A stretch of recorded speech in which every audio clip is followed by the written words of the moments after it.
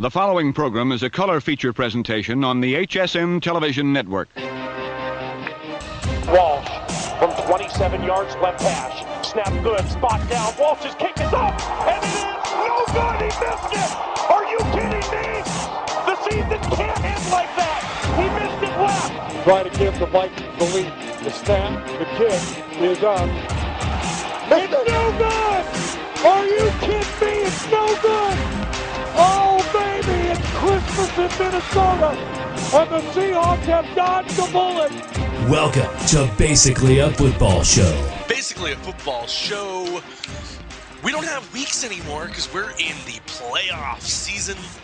Championship game in college, wildcard round in the NFL, and just an insane amount of things to talk about. Great games all around. Crazy results here and there. Greg, what did you think of the weekend that was in football? I thought it was great. There were two playoff games in the NFL that you're still astonished by the way they ended. And then the national championship game last night, I thought lived up to what a college football playoff national championship should be. So it was a great football weekend. We'll start right there with that college football playoff national championship game. Glendale, Arizona, the sites for number 1 Clemson, number 2 Alabama. Clemson 14-0, Alabama 13-1 coming into the game, and this was just a damn good football game, start to finish. Derrick Henry opened the scoring with a 50-yard run that put Alabama ahead, and you thought maybe the Heisman Trophy winner is going to get that momentum going. Clemson came right back. They threw a touchdown to a walk-on wide receiver who scored the first 2 touchdowns for Clemson. They were up 14-7 after the first. Alabama tied it going to halftime. Third quarter was insane, just back and forth. Alabama ties it again at 24-24 early in the fourth. Right off that field goal, they kick an onside kick. Probably the most perfectly executed onside kick I've ever seen in my life. That was the play that cost Clemson a national championship. Yeah, every time Alabama had thrown a punch, Clemson punched right back. Alabama got that one extra score that kept them ahead, and Clemson just didn't have enough time to get back over the hump one more time. And definitely, because right after the very next, or I think they ran one play before that, and it was a 1-yard loss or something like that. And then O.J. Howard, the tight end, who hadn't done anything of significance since the last national championship game Alabama was in against Notre Dame 2 years ago, comes up with a 51-yard touchdown catch, his second of the day, over 50 yards. And Alabama goes up 31-24. Clemson on their next drive just gets a field goal. And on the ensuing kickoff, Alabama returns at 95 yards, and that really put the game at a good distance. Clemson fought back a couple more times. 3 touchdowns in the final 4 minutes of this game. I think this was an evenly played game for the most part. Just two big special teams plays for Alabama, the onside kick and the kickoff return, and that wins Alabama a national title. You know, we don't talk about special teams an awful lot, but when all things being equal, you can see what a big difference having a better special teams unit makes in a football game. I mean, it was the entire difference last night in that game. Clemson didn't do anything poorly, really, in this game that cost them the game. Just Alabama executed 1 or 2 plays better. I mean, I think the only deficiency Clemson might have shown were on those 2 touchdown passes when there was just blown coverages, and they lost track of Howard. On the touchdown pass after the onside kick, he was so wide open. There was no one around him. So a blown coverage here, but it was just that even of a game where you can literally look at it and go, okay, these were the 3 or 4 plays that made the entire difference in this football game. That's how good a game it was. This was a well-played football game, and exactly, like you said, what we want out of these playoffs. Right. To find the 2 best teams in the country for sure, pit them against each other and have a game like this. It was everything that you would want it to be. I mean, when they sat down and drew up the college football playoff plan, this is what they were hoping for. I feel bad for Clemson because they had such a great season.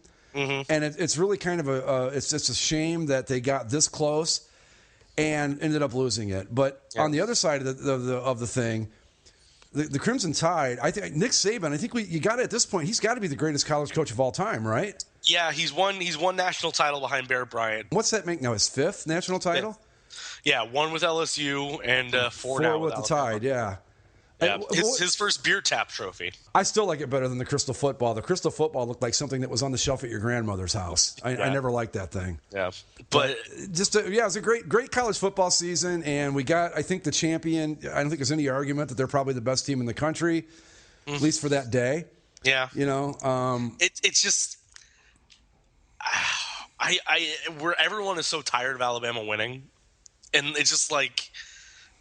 It's sometimes it's hard to deny that they're just the best, one of the best eras of a college football of all time. I mean, right up there with the early 2000s USC, the Notre Dames, the Nebraskas, whatever you want to choose. They're up there in the conversation as greatest eras of a college football program. The closest thing I've ever seen to this kind of run of just excellence was probably Miami in the 80s, early 90s.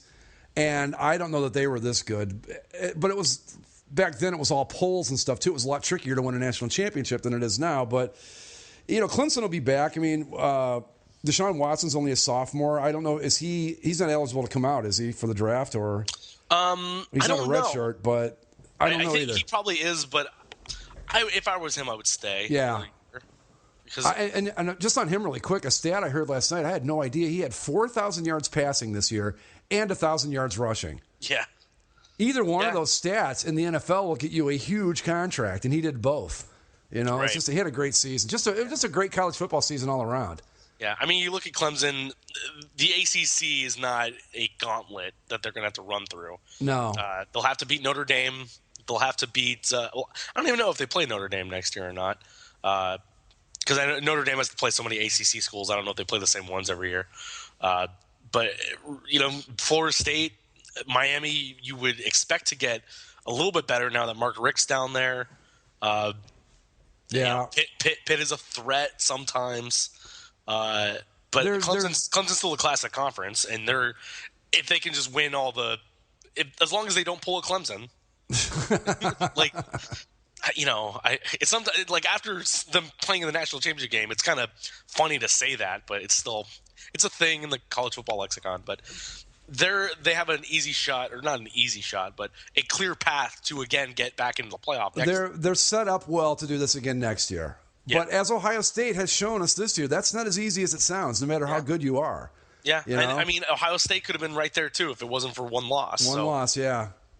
And I mean, I don't like to do woulda, coulda, shoulda, but I'm just looking at, and we talked about this last week.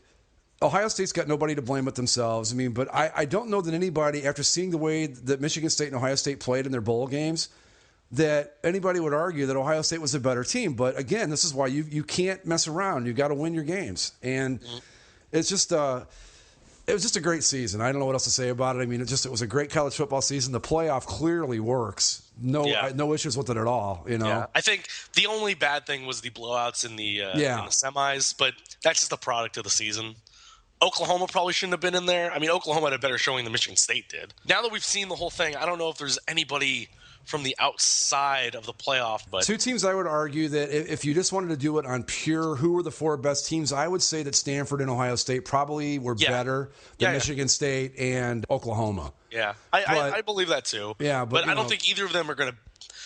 Because how would we rank that then? Probably Ohio State is ahead of Stanford. I think they're about dead even. I mean, they're different styles, but I'd love to see those two play each other. Where you would send them, who would play Alabama, who would play Clemson? They probably wouldn't want Ohio State to play Alabama again, right? So they'd probably make Ohio State play Clemson and have Stanford play Alabama. Man, that'd be God Almighty! Could you imagine a game between those two? Yeah. Wow, that'd be something. Christian McCaffrey going against Derrick Henry, right? I mean, just the way those two teams play and. That would be the game, now that I think about it, because then you could get the two Heisman Trophy candidates going up against each other. Yeah, and Ohio State Clemson, kind of similar styles in offense. That could turn out to be like a basketball score before it's said and done. I think at the end of the day, it still would have been Clemson and Alabama. Yeah. And then you'd have this game probably play out similarly. There's no reason to think it would go any different. But this was just you saw how quickly Clemson scored at the end of the game. This is one of those games where there's 60 minutes. And they just ran out of time. Yeah. I mean, if you gave Clemson the ball back one more time, probably score. I agree. I think, 24 points by Alabama in the fourth quarter. a combined 95 points. I don't think anybody most predictions I saw were like 21-24, 27-21, 27-24. Most people picking Alabama. So I don't know what the spread settled on for this game. I think Alabama covered it. Yeah, this is a game, though. I really think that with these two teams, with the way they played last night, if they played 10 times, it would be 5-5 at the end of the 10 games. Yeah, I could see that for sure. Yeah, I don't think that one was clearly better than the other. I still think, again, and you hate to do this, especially to Clemson fans, but there were 3 plays in this game that if they go differently, you're national champions right now. That's how close it was, I thought. An evenly played game, and one team had to win it, and it was Alabama. Nick Saban's 5th title. He said he's not going anywhere, and I believe that. I was just going to ask if you think he's going to go. I think if anything, he's not going to go to the NFL. Not right now. I think if he can get that, if he can either tie Bryant, I think he could. I think he'll tie him. I don't know if he'll stick around long enough to beat him because the clock's ticking. I mean, there's only so far you can go before you're not going to be a viable NFL candidate anymore. And you look at Alabama and you go, well, they could win a couple more titles in 5 years. Well, sure, maybe. But then again, they might not win any in 5 years. So he might stick around for another year or two, but I think he will eventually go to the NFL. Did you hear what Bill Simmons said about Nick Saban? No, I didn't. I haven't listened this week, no. Well, it wasn't this week. It was last week. They were talking about the championship game. Because when Saban was only in Miami for the 1 year, right? Yep. That 1 year he was there was the year that they were trying to get Drew Brees. Yeah. They were deep into the talks before he ultimately chose New Orleans. And Simmons thought that if Drew Brees had picked Miami instead of New Orleans, Saban would still be there and they might have even won a Super Bowl by now. Well, here's the thing with Nick Saban, and I don't know how much of his career you know about, but I remember he came in and coached at Toledo, was the head coach at Toledo for 1 year, turned the program around like that. Then he left there and he went to the Bill Belichick Cleveland Browns, and the Browns won 11-5 the season he was there. Then he started his ascension up the college ranks. So I think he went to Michigan State from there, yep. Made them really good. Michigan State to LSU, won a national championship. Alabama, greatest coach of all time. He's a great coach. I think Saban's still more suited for college than. Do you? Well, yeah, because he seems very much like the guy that wants to control every bit of what's going on. Yeah. And, you could say the same thing. He actually reminds me of Belichick in a way, but he is kind of the college version of Bill Belichick, isn't he? Yeah, I mean, you would have to give him player personnel control, but we saw with Chip Kelly how that can not work sometimes. I don't know if Saban really wants to deal with the NFL. I think he likes being that kind of totalitarian. See, but here's the thing though with Saban. Okay, you've tried it in the NFL, you failed. You've gone to college. He failed. He just left. Well, yeah, but you can't say it was a success either. Yeah. So now you're pretty much, I think arguably that one of the, if not the greatest, one of the greatest college football head coaches of all time. But are you satisfied with that, or do you say, I want to take one more crack at the NFL? I mean, I don't know. I could see him coming back. I don't think it'll be right away, but I think if he gets that 6th title within a reasonable amount of time, he's going to take another shot at the NFL. So anyway, so we have any more on college football? 235 days until opening week of college football next fall, Greg. As I already told you before the show, September 3rd, 2016, we can look forward to things like Clemson versus Auburn, Alabama versus USC, LSU, Wisconsin, UCLA, Texas A&M, and Notre Dame, Texas on that opening weekend, 235 days from now, September 3rd, 2016. We move on from the college national championship to the first weekend of playoff games in the NFL. Wildcard weekend, and I got to say, I think the story of the weekend isn't necessarily the winners of these games, but very much about the losers in almost all these games. Some crazy endings and just some only things that could happen to certain teams. Yes, absolutely. We'll go chronologically. We'll start with the early game on Saturday. Kansas City goes into Houston, ends their 8-game playoff losing streak, and the Chiefs shut out the Texans 30-0. This game was over on the opening kickoff. Yeah. Kansas City ran back the opening kickoff for a touchdown, Niles Davis. And I think Houston couldn't do a damn thing all day. They looked inept. They looked confused. They looked unprepared, and they looked like garbage against Kansas City. Here's my question to Bill O'Brien and the Houston coaching staff, okay? Yeah. It was pretty obvious early on. I mean, Brian Hoyer had 4 interceptions in the first half. 4 interceptions, no touchdowns, 3 sacks. Why did you not go to Brandon Weeden? What was I'll not understand that for the life of me. It was clear Hoyer didn't have it. No. What were they waiting for? I don't know.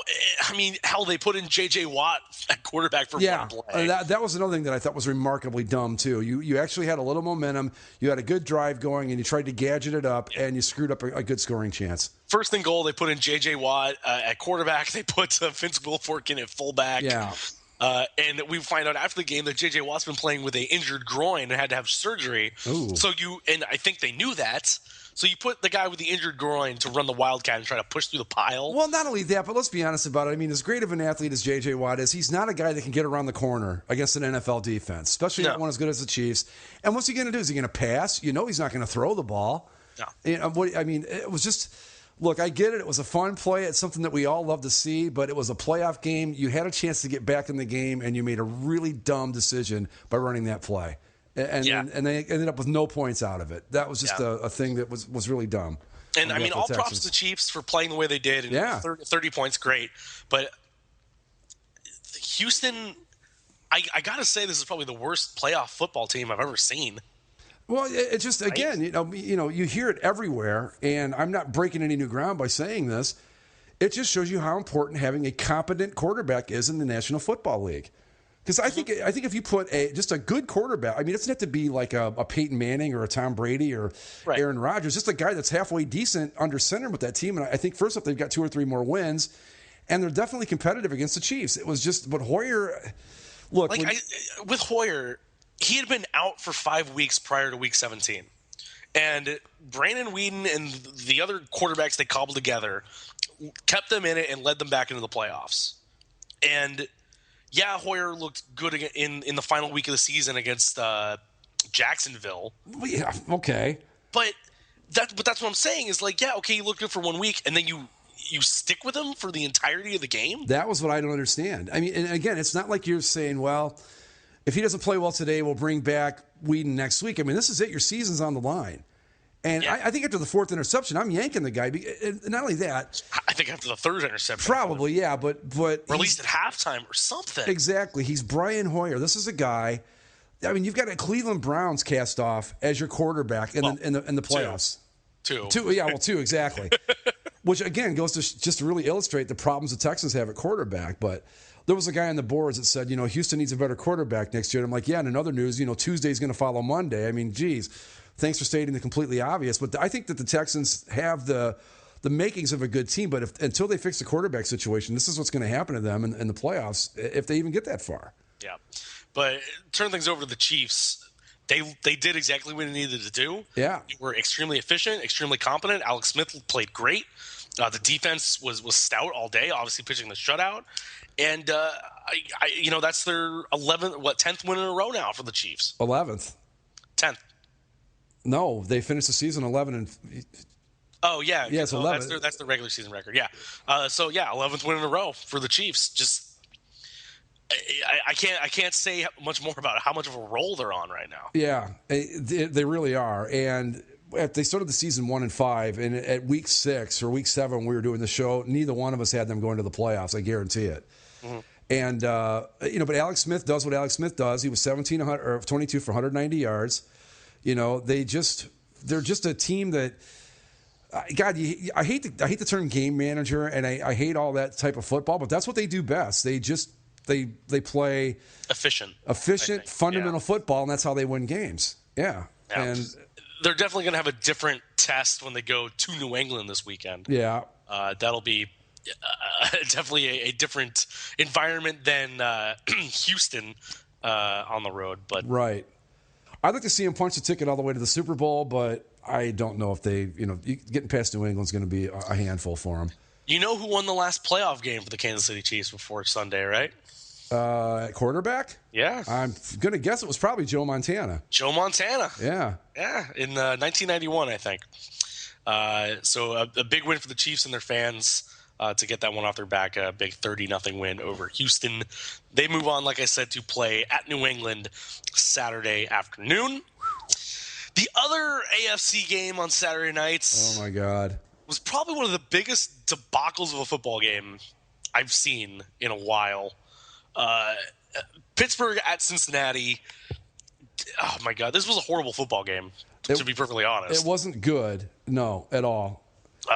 First half, Pittsburgh ends up 6-0. Nothing really to write about either of these teams, really. Going to the second half, Steelers go up 15-0 after the third quarter. Then Ben Roethlisberger gets injured, and the Bengals make a comeback. They take a lead, 16-15. Vontaze Burfict is a madman, going all over the field, laying out guys. Gets an interception, runs it the opposite direction, all the way into the locker room. Let me stop you right there. How badly did you want him not to be down after that play? Where I think he was doing it as a celebration. I understand that, but I mean, I know. Yeah, trust me. I went to Arizona State when he was there. I know all about what Vontaze Burfict does. So anyway, Pittsburgh or Cincinnati takes that. They go up 16-15. Steelers get the ball, or the Bengals get the ball with 40 seconds left, or 45 seconds left, something like that. They just have to run. They just have to get a first down because Pittsburgh has their timeouts, and the game's over. Yep. First play, Jeremy Hill fumbles. Pittsburgh gets the ball back. They get 2 first downs, I think. They get to midfield. And Roethlisberger came back into the game after getting shot up with his arm or something because Landry Jones wasn't effective in his couple to say the least plays out there. Threw the interception to Perfect. Roethlisberger can't throw downfield, but they're letting the Steelers take all the underneath routes and march up the field a little bit. Then there's a pass over the middle, goes high, doesn't get, unable to be caught. So Vontaze Burfict feels that this is a good time to put a shoulder directly into the head of a unwitting Antonio Brown, practically kills him on the field. And so that's a 15-yard personal foul. Yeah. That's bad enough. And it's like, well, okay, they might be able to survive this. And then they're kind of milling about. There's still some talking going around because Brown's still down. Then another flag flies because Pac-Man Jones is given a personal foul for pushing Joey Porter. Who shouldn't have been out there in the first place. Shouldn't have been out there in the first place, no. But they still get the penalty. So the Steelers get 30 yards of penalties to get in position. They immediately kick the field goal, and the Bengals end up losing the game 18-16 in really the most Bengal fashion to lose a football game. A crushing defeat for Cincinnati in a game they gave to the Pittsburgh Steelers. Handed it to them on a silver platter. This has to cost Marvin Lewis's job, doesn't it? They said it's not. Because look, they said he's not getting fired. Okay, fine. Then he's now 0-7, 0-8 in playoff games. Yeah, and you know what? And he lost control of his football team in this game completely. And this isn't this disciplinary stuff is not new with the Cincinnati Bengals. Mm-hmm. It's not. But my God, especially with the 2 players in question, Vontaze Burfict and Pac-Man Jones, right? And they're very talented guys, no question about it. But stupid. Just stupid. There's no other way to describe it, especially with what Jones did. I think you're right. They may have survived the original personal foul penalty, but the second one, you just handed them the game. The Vontaze Burfict play was on 4th down too. Yeah. So even so, you see the guy missed it. There's no reason to go throw that hit out there. I don't even know what to say about this. It was just dumb football. There's no other way to put it. It's just so Bengals. Marvin Lewis, they have a good regular season record. They make the playoffs, but you know what? This is the stuff that happens to them. You're right. This isn't like a Cleveland Browns thing where they threw an interception or John Elway let a drive or whatever, the blocked kick. Like I said, this isn't new with the Cincinnati Bengals. They have had problems like this. It's just never been exposed on a big stage like this before, but they've had disciplinary problems all along. It's just, I don't know. To me, like the Vontaze Burfict play, just selfish nonsense. Like laying out Antonio Brown like that, there was no reason to do that. And it was just, to make a point. I don't know. I don't even know what to say, but wow. Just the worst way I've ever seen to lose a football game. Unbelievable. I am still stunned that they're going to allow Marvin Lewis to keep his job. Exactly. And not it's it's not even that they just lost this one football game. It's still, even if it didn't happen with the way it happened, he's still 0-7 in the playoffs. Yeah. He's the modern day Marty Schottenheimer, right? Well, kinda. I mean, Marty at least could win a first-round game. Yeah. Marty could never get over that last hump and make it to the Super Bowl. I mean, he lost his share of first-round games too. But Marvin Lewis, I mean, Marty, he took the Browns to the AFC Championship twice. I want to say he got the Chiefs at least out of the first round a couple of times. Marvin Lewis can't even pull that off. I really want to know. And one more thing. What has Marvin Lewis done to earn his job at this point? Well, and I want to go back to Marty Schottenheimer for a second, too. And the reason that Marty never was able to punch that ticket wasn't because his players had their head up their asses. It was because he got too conservative and all that. This is just, I don't know what he's done. I mean, the Bengals, this is the longest stretch of success I've ever seen them have in my life where they've been decent for this amount of time. But other than that, I don't know what he's hanging his hat on, I just don't get it. 0-7 in the playoffs shouldn't keep you a job. No, he may be the nicest guy in the world, and they get decent regular seasons every year, and they've won some division titles. That is great and dandy, and congratulations for all that. Not taking any of that away. But are the Bengals comfortable with where they are? I guess. I guess that's the only explanation for it is that, we just had some bad luck go our way during these times, and eventually, things will go our way, and Marvin will win a Super Bowl. Yeah, see, I that might be the thought process in Cincinnati, but 0-7, that's not just bad luck. That's like a trend. And maybe they think that if it's Andy Dalton in there instead of A.J. McCarron, they're not in that situation in the first place and they win the game outright. But with the way, you're in the position to win that football game and you lose it because your team's out of control. And you saw how Vontaze Burfict was playing all game. He took that penalty then, but he was playing like that all game. Right. He was going to do something dumb in that football game. Yep. And he did it. Yeah. I don't even want to give any positives to the Steelers in this because they didn't play that well. No. The offense wasn't good. The defense was, I guess, the good thing for them. Well, I mean, you're only trying to shut down A.J. McCarron. I mean, it wasn't like they were out there, holding Tom Brady to 16 points. Right, yeah. But, I mean, I think they might have the easier game next week in going to Denver, but is Roethlisberger going to play? I can't imagine he would. Would he? He played at the end of that game. Yeah, I don't know, though. But, I don't know if they knew the extent of his injury at that point either. Yeah. No, I can't. I mean, I guess the Steelers, I don't know what you give them credit for. I guess scoring more points than the Bengals did until the fourth quarter, I suppose. Yeah. But the thing to me, the story here is just Cincinnati. I mean, just to give away a game like that, I would rather get blown out. I would rather have. I mean, this was like I watched the Packers just hack up the NFC Championship last year. Yeah. This was worse than that. Yeah. Why? I mean, because at least they were doing it on the field. It wasn't just stupidity. It was play. I mean, you think of the way the Steelers or the Bengals have lost lately, and they've just been beaten. There's nothing really traumatic about it. They just lost. I mean, you think 10 years ago with the Carson Palmer thing, but that happened on the first play of the game. Right. And so the whole game, you're like, oh, well, this sucks. Right. We're going to lose today. This isn't like, oh, we can win it. Oh, my God. Oh, my God. Oh, no. Because it was, we're going to win this game. We just got to run it out. Oh, no, if we fumbled. Okay, we just need to stop. All right, we're good enough some yards.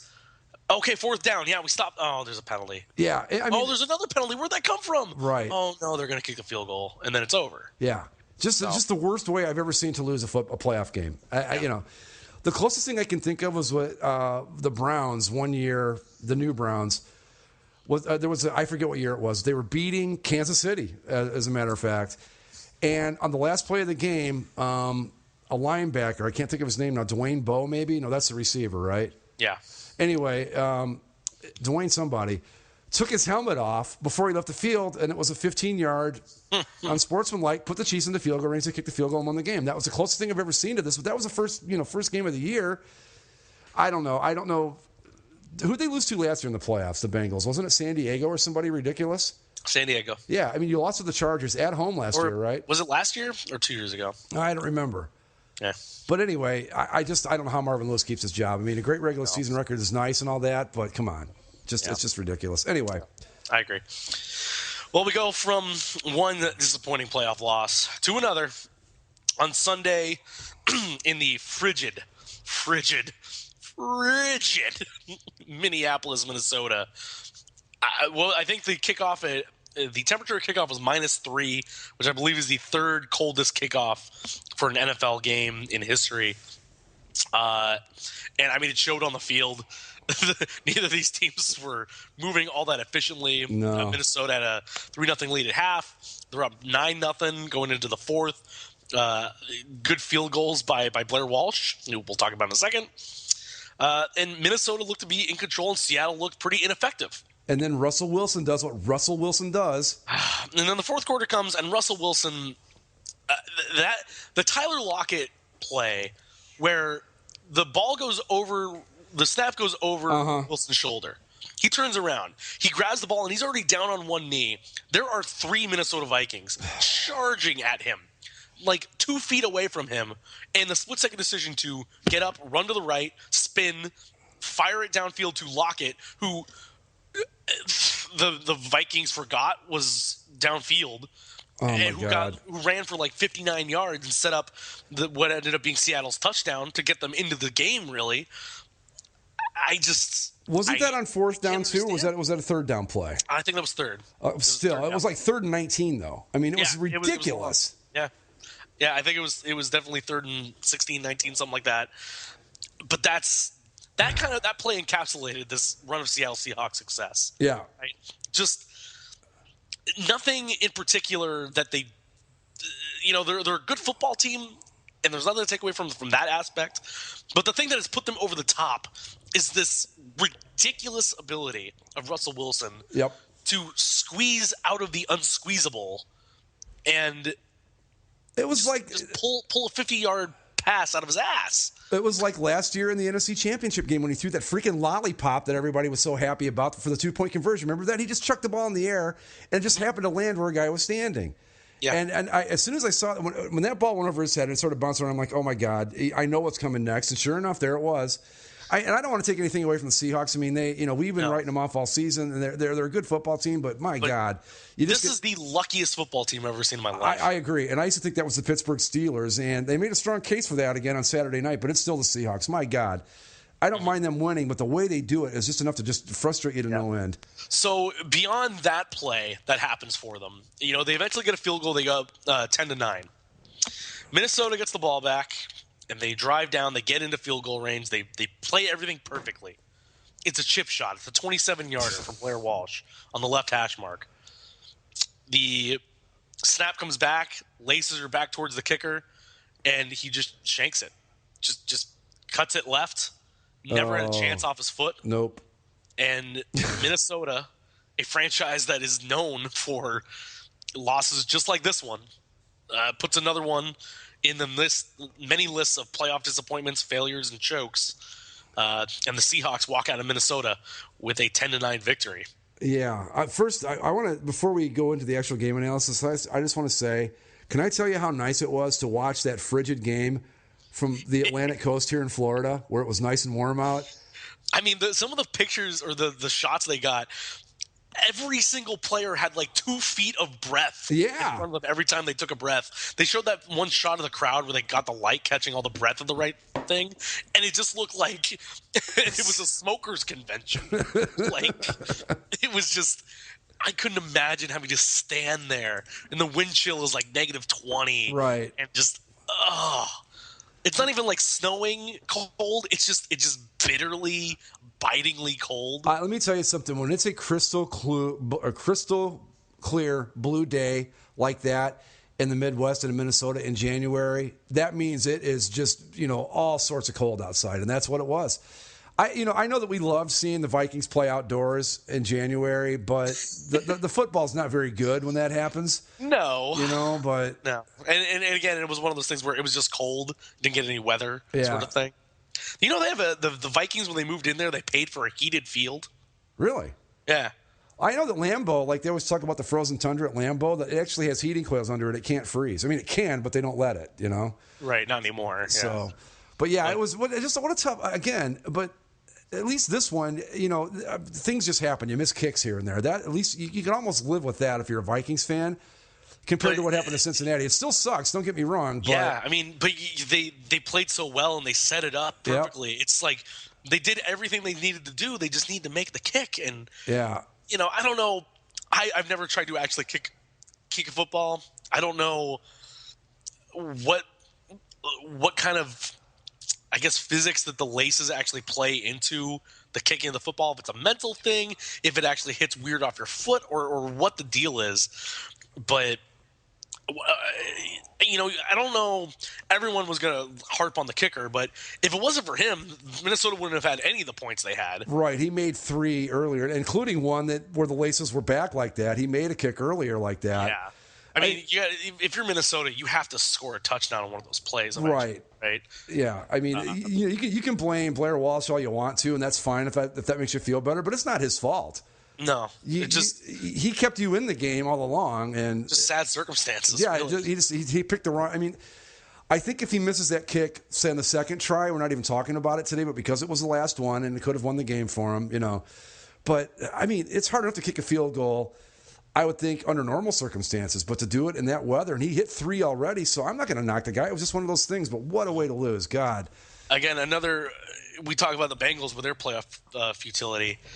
You know, the Vikings have won playoff games, but they're one of those teams that really needs to be put in or has to be in the top 3 when it comes to tortured fan bases. Yeah. When it comes to playoff things like this. I mean, you think of the Brett Favre interception from a couple years ago. The team that went 15-1 and lost to the Falcons, and I think it was 97. Mm-hmm. Yeah.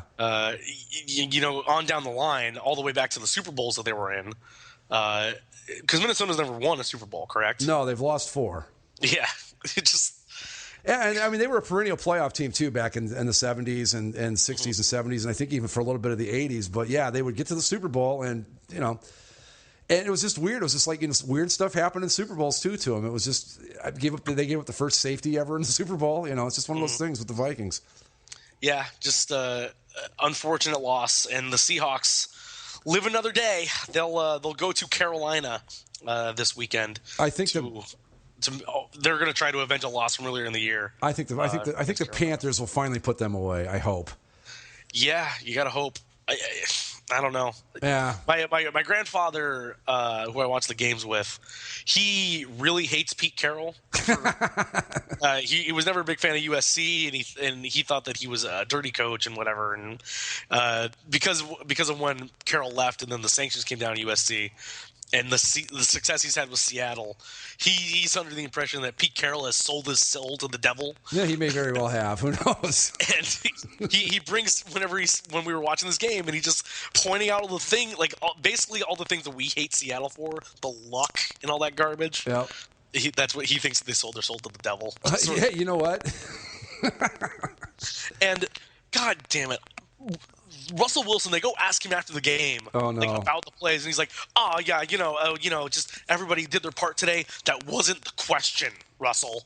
What happened on that play? Blah, blah, blah." Shut up. Yeah, Shut up. I don't know. Yeah. Just come on, Carolina. Just do us all a favor this week and end this, please. Please. Like I'm tired. I'm so tired of listening to Russell Wilson, and just all of it. Yeah.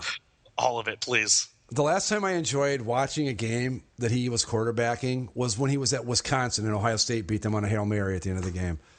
That's the last time I enjoyed watching Russell Wilson play. That's because he lost. So just end this, please, Panthers. Do it. Okay, so we move on from Seattle, Minnesota to what, after all the other games, looked like this might be the best game of the weekend. And it started out that way. And it very interesting throughout. Washington and the Packers. Washington came out and was just all over Green Bay early. They get the early safety. They get the ball back. They work their way down. They get a touchdown pass to Deshaun Jackson. Goes over the pylon. Looks like the Redskins are going to go up. 10-0 or 8 or 9-0 early on Green Bay, and the Packers are going to be in a hole.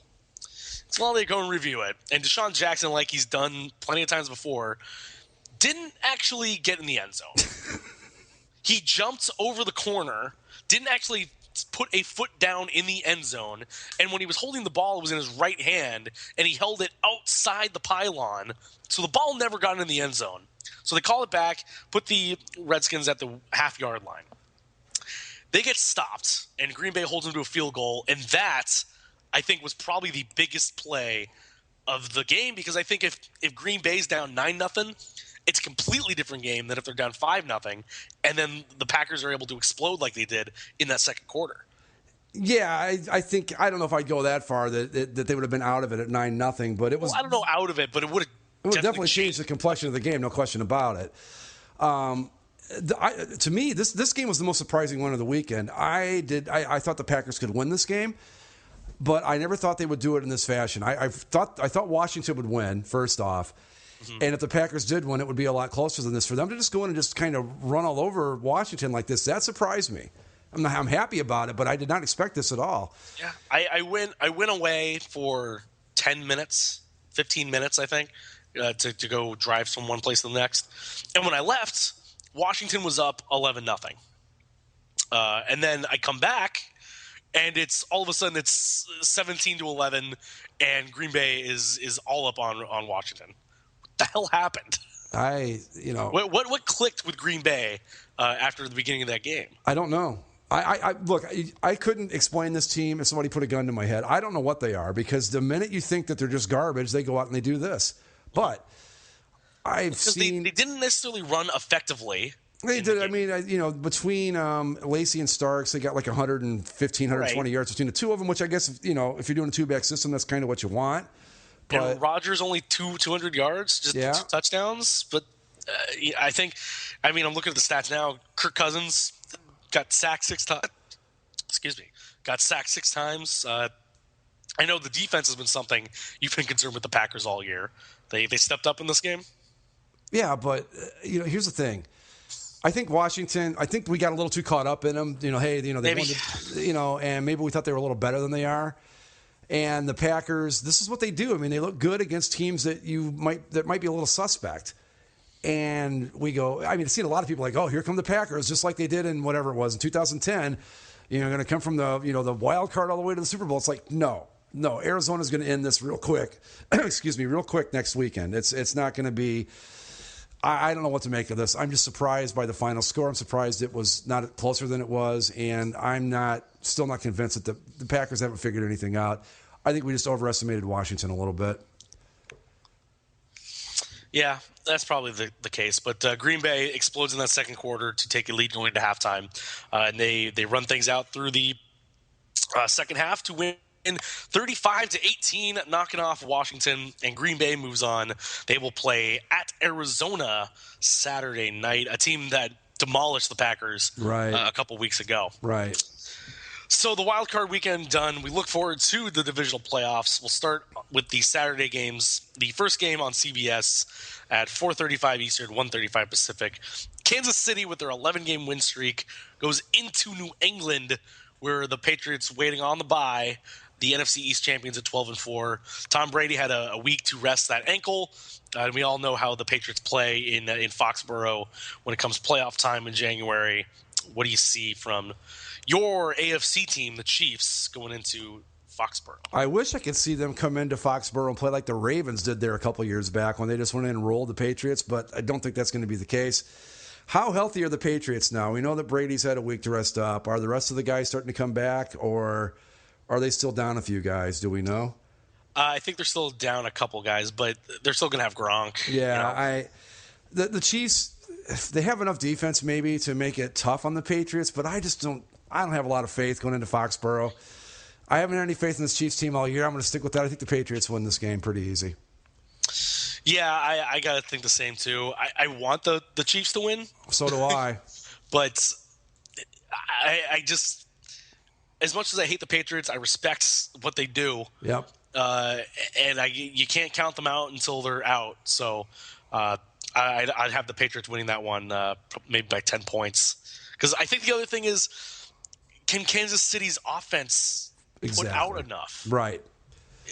Can they survive in New England? Well, they play the right kind of game, or if they can shut down, maybe not even shut it down, but slow down the Patriots' offense enough to make it a game. The Chiefs play the right kind of football where they're not going to, try to do too much and screw up. So if they can keep it close, they've got a shot. But I'm with you. When the Patriots are officially out, that's when I'll count them out. Until then, I got to pick them to play to beat whoever they're playing. Simple as that. Me too. On to Saturday night. Your Packers go into Arizona. Arizona sacked Aaron Rodgers 9 times when they played 2 weeks ago. I believe the Cardinals sacked Aaron Rodgers more times than they gave up points. Probably. In that game. I think that's how it ended up. So I think Arizona's the most complete team right now in the playoffs. I like everything to do on offense with Carson Palmer and company. David Johnson's been a great revelation for them at running back, and the defense is ferocious. Yeah.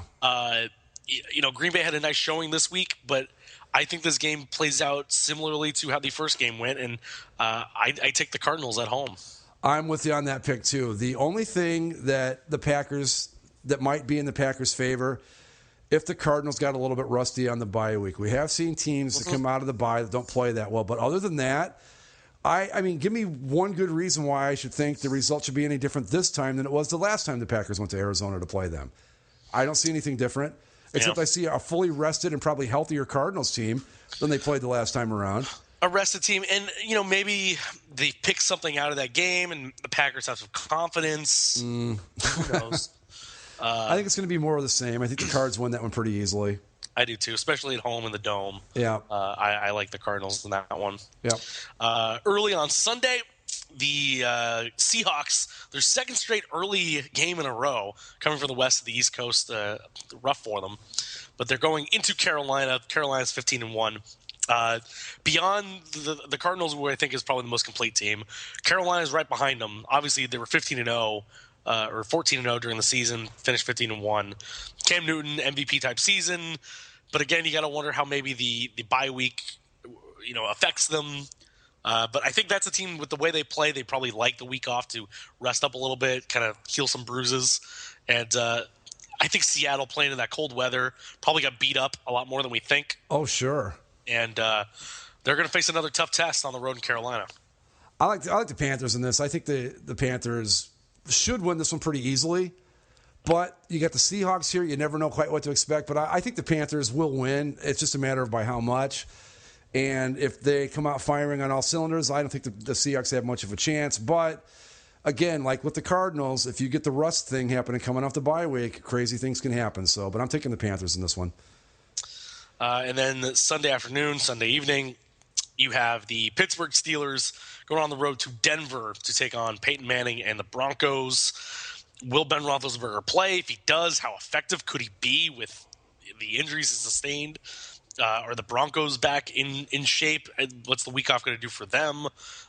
Peyton Manning, typically not that good coming off of bye weeks, but it's been a weird kind of timeline for him in terms of playing and not playing, so hard to tell how to be effective. But I can't see the Steelers with the way they played over the weekend and what they have left to offer, because their running backs are injured. Ben Roethlisberger is going to be injured, so you're going to have to hope Landry Jones can get the ball to Antonio Brown enough. Antonio Brown's fully healthy too. I was just going to say, I think Antonio Brown just realized it's Tuesday, like an hour ago. I mean, it's just he got. I'm with you. I mean, Peyton Manning, he's coming off a bye week, but let's look at it. You got a Steelers team that didn't play that great against Cincinnati. I don't think Roethlisberger is going to play, and if he does, he's not going to be 100%. And on the road at Denver, and you got Peyton Manning, I think the Broncos, I can't think of a reason why they wouldn't win this game. The Steelers have no running backs. Antonio Brown, if he didn't get a concussion on that play, I don't know how he didn't, but I got to like I think the Broncos, right? Yeah, I go with the Broncos as well. I just think the Steelers are too beat up, and even if the Broncos have an off day, I don't know what more the Steelers could really put forth, unless there's special teams touchdown, defensive touchdown, something like that. But on paper, I like Denver. Yeah, I think so too.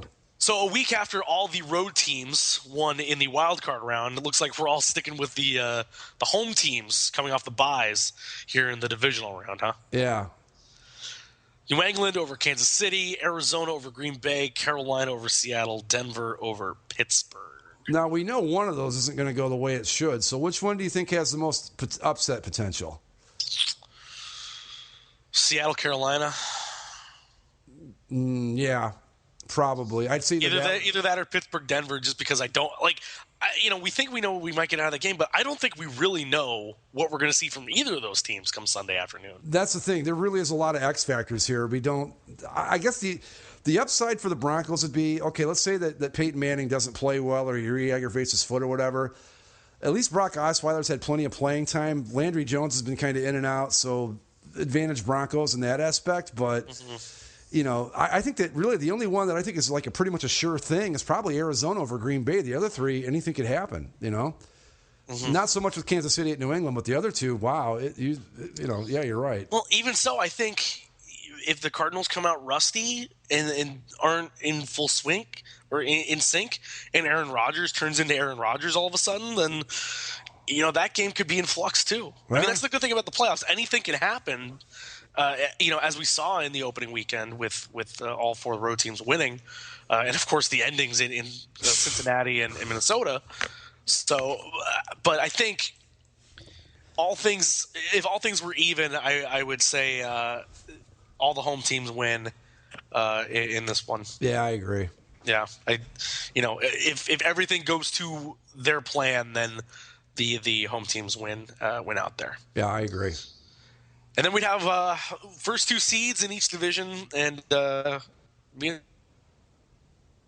think that's what we picked for the most part coming out of our previews was New England, Denver, and Arizona, Carolina, as far as I can remember. The preview all the way back? No, I mean like a week ago. No, yeah. We were way wrong with the original preview. I think we throw that out the window. I think we had New England and Denver in the playoffs. So yeah. I think we said Arizona was going to be good too. So we missed the boat on our Super Bowl pick by I'm only half wrong so far. The Packers could still get there and win, but other than that, I missed by an ocean.